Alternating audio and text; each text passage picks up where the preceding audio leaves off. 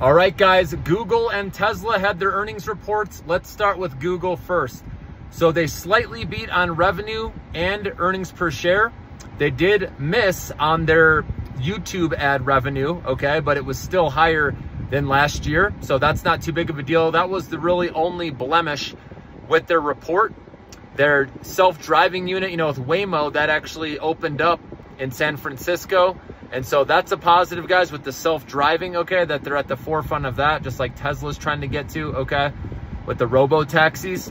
But Google's report, like I said, was solid overall. It's up about 1%. I still think the lid is on this stock since it's had a big rally. The big caps are going to just trade in a range, in my opinion, for a while. But Google is an excellent hold long-term, guys. I want you to know that because it's still cheap, okay, on a PE ratio. And it'll continue to grind higher as it leads, in AI, search revenue, advertising. So Google's a great hold in your long-term portfolio, okay? Now, Tesla, they actually did report stronger revenue than expectations, although it was still down year over year. Again, this is what we all expected.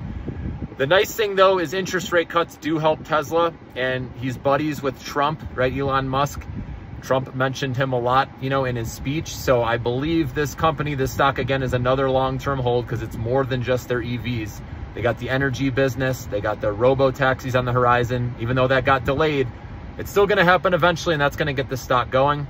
You got robots, right? You got Super Dojo computer. There's so many areas of growth. The semi, right? The Cybertruck. So that's why you got to own some Tesla long. And on this dip, it did dip about 4%.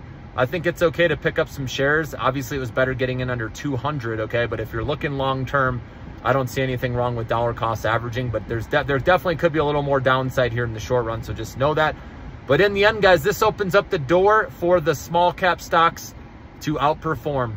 Instead of the summer of George, if you watch Seinfeld, it's the summer of small caps, guys. So that's why I'm saying take an advantage right now while this is happening, where the small caps catch up. And when the interest rate cut happens, that's where the stock price is going to be a lot higher.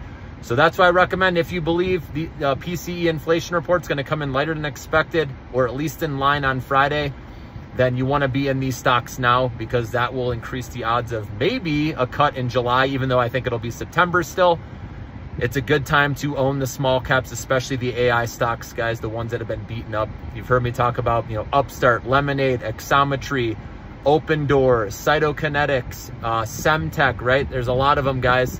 So even the mortgage REIT Annaly, NLY, which is, my safe haven, my dividend stock, that's 13% on average, 13 to 14% that I have going to my bank account, that will benefit as well. The mortgage REITs do during interest rate cuts. So just know that, guys, small caps time to shine. And like I said, the big caps will be fine, but I expect them to trade in a range and go sideways for a bit.